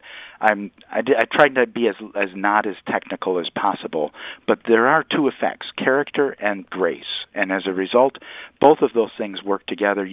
One needs both of them, because one gives you the power to do something, the other gives you the divine help to carry out that power given to the human person through baptism.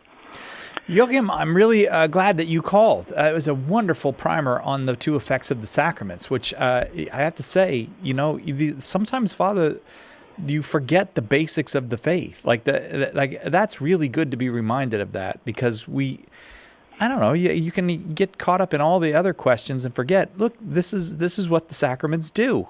And they give you.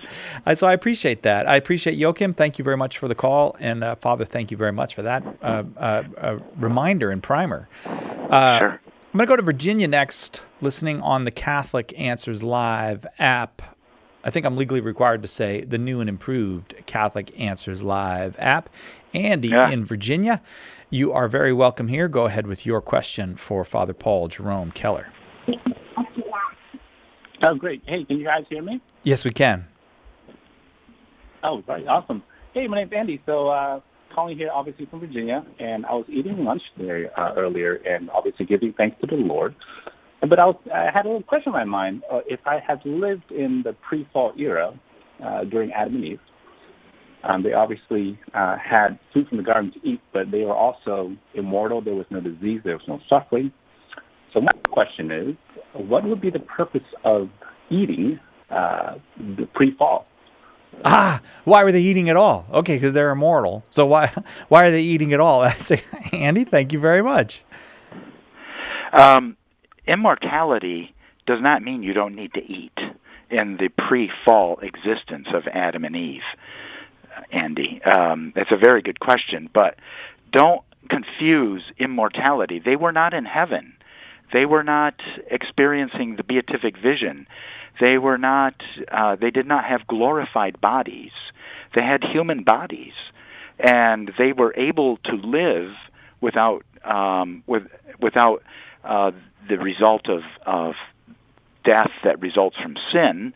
We don't know what would have happened to them, whether God would have eventually brought them to the beatific vision had they not sinned. We don't know how all of that would have worked, and many theologians have speculated on this. But they were nevertheless human. They did not have glorified bodies. They absolutely needed to eat. They needed to sleep. They needed to work. They needed to do things with their bodies, with their hands. They needed to plant seeds and harvest lettuce and whatever else, or whatever was growing in the garden, besides the fruit from the forbidden tree, which they were told not to eat, but they did anyways. And again, it's more complicated. They didn't just see it and say, "Oh, let's go do that." There was a temptation, and the way that the author of Genesis portrays the story is in a very compact form, and so we tend to read it that way, unfortunately. But in a certain way, the story of Adam and Eve eating of the forbidden fruit, or the tree, the forbidden fruit of the tree of good and evil, is sort of like Cliff Notes, right? It's very, very compact, and someday we will know more details about what happened there. Clearly, many of us want a lot more information about what was going on and how it all unfolded, how it all happened. But nevertheless, we don't have all of that. We only have the very short version that we read in the Sacred Scriptures. And we'll leave it there. I hope that that's helpful to you. Thank you so much for the question, Andy. Father Paul Jerome Keller is our guest, and we will take a very quick break and be right back with more questions on this open forum on Catholic Answers Live. Hello, this is Archbishop Alexander Sample of the Archdiocese of Portland in Oregon. Keep that dial right here on Catholic Answers Live.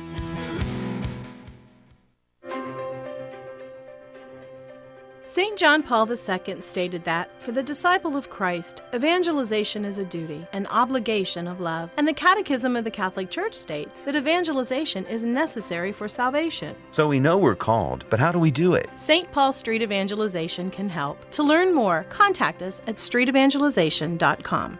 That's streetevangelization.com.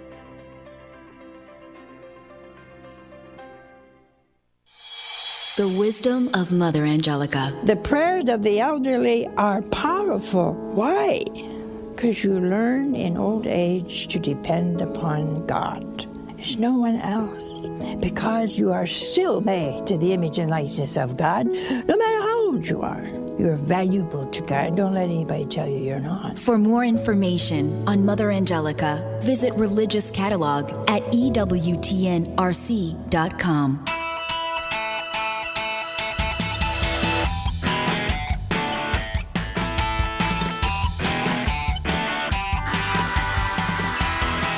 Welcome back to Catholic Answers Live. I'm Cy Kellett, your host. Our guest is Father Paul Jerome Keller.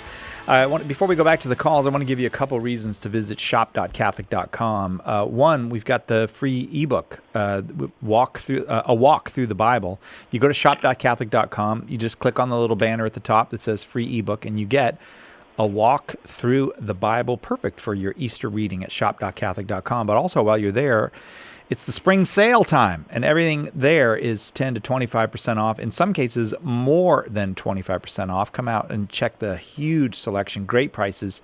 Make sure you pick up your 20 Answers sampler we mentioned earlier. That's 70% off. Visit shop.catholic.com. Get your free ebook. Get all those savings. Get a lot of Easter reading. Father Paul Jerome Keller, as I said, our guest. Up next, we go all the way to Alaska. Laird in Alaska. You are next, Laird. Go ahead with your question for Father. Hello. Thank you for taking my call. Hi, Father. Yes, Laird. Hello, Laird. Hello. So my question is kind of a little bit strange. My family and I have been praying the St. Michael the Archangel prayer for some time. And I was wondering just the other day, if we say in it's cast into hell Satan and all the evil spirits, I think there's a few people besides us doing that prayer. We're wondering how it is that there are still devils roaming around when we keep casting them into hell. Yeah, it's been 100 years the church has been praying that. So, and I think even before that, I'm sure there were pious people throughout the centuries that have asked something similar. Right. Yeah, So what you're asking, Laird? You know what your question really comes down to? Why hasn't God answered our prayers yet? And I don't mean to be smug when I say that, but we all have that experience, I think. The Jews had it as they're marching around through the desert. All through the centuries, people have wondered, have prayed and prayed and prayed for something, prayed for the end of this disease, or prayed for a good thing to happen, or for the conversion of someone, and or in this case, for prayers against the evil spirits. So the first part of my answer is we all wonder why the timing of God is such as it is, the divine providence of God. Nevertheless, He is at work. It's our participation in what He's doing, and I'd like to also point out a lot of times when we think our prayers are not being answered, I wonder what would happen if we weren't praying those prayers, right? Or we're in time and God is eternal, so we're stuck in this time element where things unfold in the way that God has made the world to be, and so sometimes we would like things to be instantaneous because we know that God is outside of time. But here we are stuck in time, and He's giving us the opportunity to continue to do battle by participating in this very fierce problem of Satan being unleashed. So what would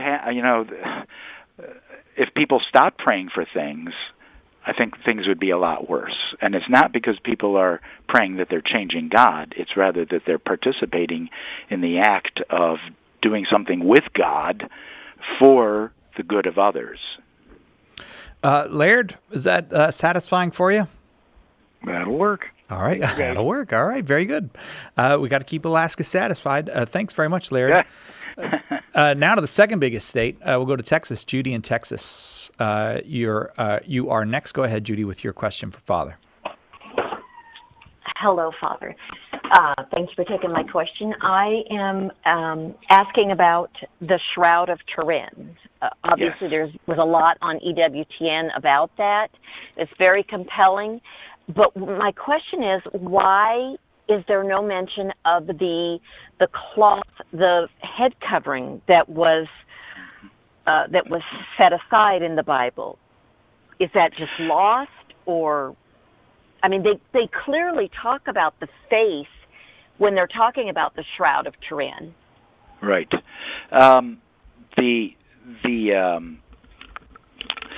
There is very little mention of it, I think, because what is most famous is the Shroud of Turin, and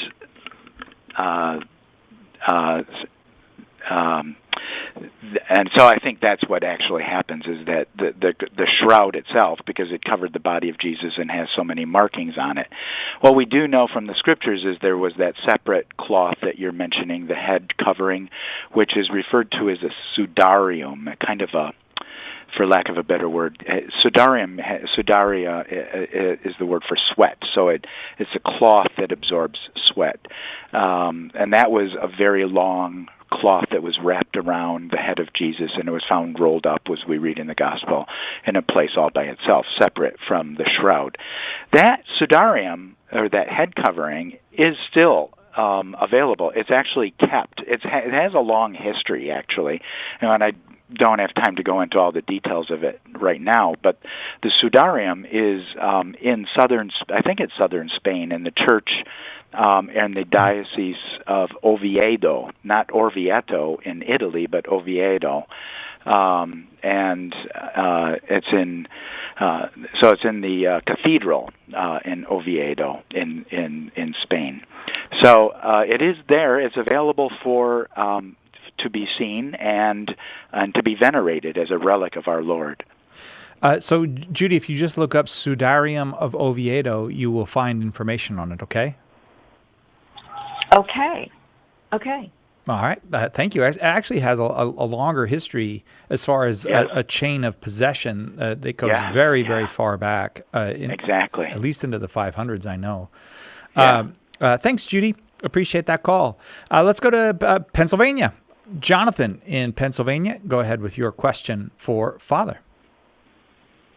Hello, Cy. Hello, Father Keller. Hi, Jonathan. I am a Protestant pastor, still actively serving, but inclining more and more towards Catholicism.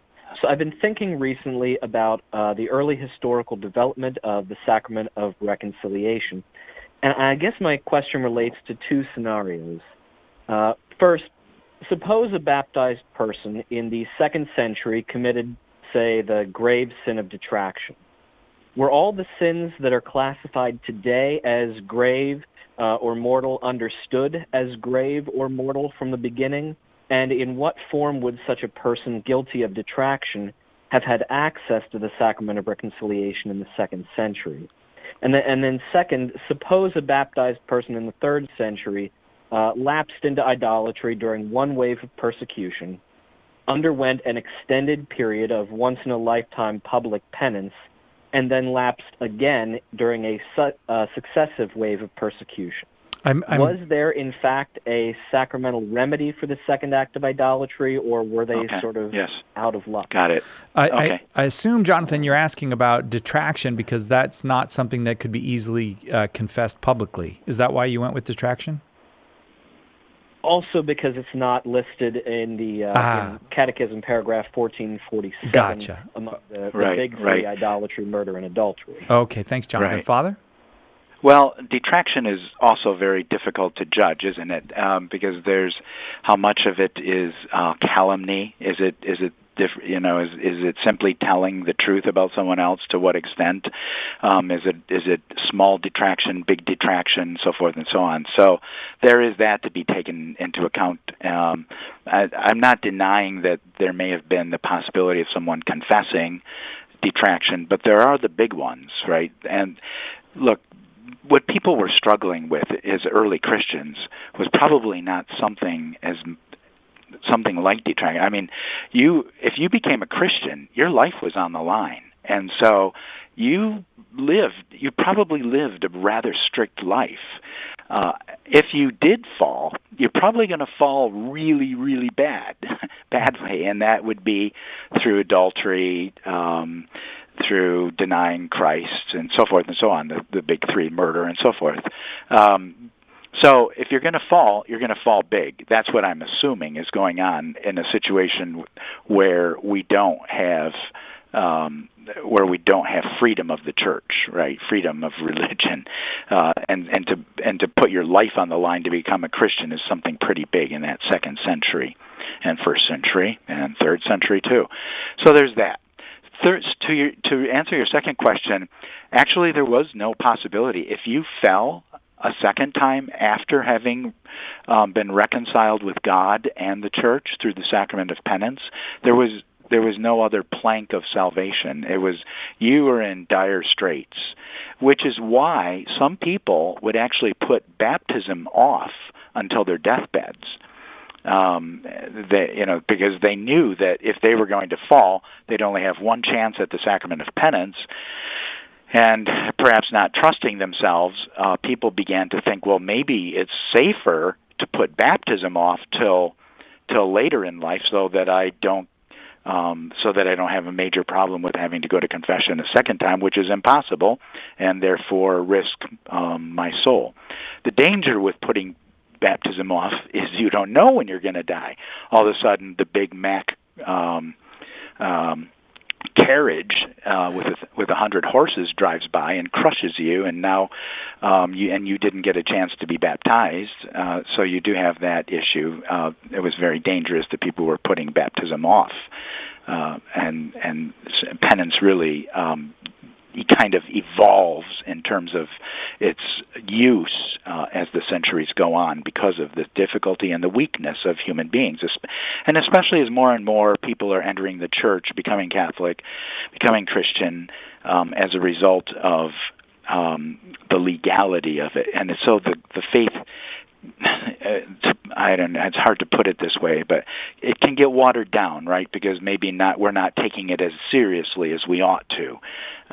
You are, because you're thinking about all of these things and trying to understand them, and it was just really, really beautiful. But yeah, does that help to understand, Jonathan? Jonathan, we missed what you said. Was that helpful to you, Jonathan? Oh, yes. Thank you, Father. And thank you, son. Yes. Sure, Jonathan. I'm wondering if you'd like a copy of Jimmy Akin's book, The Bible is a Catholic Book. I'm just trying to give you some Catholic reading. Nudge you in a certain direction. Would you? If you could, I also I am mention not my one to book say on. no to a book. Okay, good. Father, what were you going to say? The Catholic Answers doesn't have it to send you, but I have a book on penance and anointing of the sick called 101 Questions and Answers on the Sacraments of Healing, and it may answer some of the questions you have as well, Jonathan. Yes, thank you, Father. All right. I hope we'll get to talk again, Jonathan. Thank you very, very much for the call. If I'm going to put Jonathan on hold, if somebody will get his address, we'll send him Jimmy Akin's The Bible is a Catholic Book. That's always exciting. I mean, we're so blessed, Father, to get to hear someone call and say, I'm leaning towards being Catholic. It's keep leaning. You'll fall over and you'll be one of us before too long. Mm-hmm. It's a great blessing that we have. Father Paul Jerome Keller, I didn't get to introduce you at the beginning, so I didn't get to mention your book, 101 Questions on the Sacrament. Wait, 101 Questions on the Sacraments of Healing. But you have several other books. You want to just give me the names of them before we have to? Yes, if I can. I'm trying to. There's one called Journeying Through Lent with Jesus Christ and St. Thomas Aquinas. There's another one that is A Year with the Eucharist. And there's another one that I edited and republished from a 17th century Dominican called The Cross of Jesus. I forgot about the Cross of Jesus. Father, may we have your blessing before we go? Absolutely, I'd be honored. May Almighty God bless you, the Father, and the Son, and the Holy Spirit. Amen. Amen. Tomorrow on Catholic Answers Live, Carlo Broussard will be here with us. We'll be here live, ready to take your calls. Thank you. I'm so sorry. The lines are completely full, and I think it's just there's so many people with open forum questions. Maybe just because it's this time of year. We'll do our best to be liberal in what questions we take tomorrow when Carlo is here. Maybe we'll get some that today we weren't able to answer. Got to go now, however. We'll see you tomorrow, God willing, right here on Catholic Answers Live.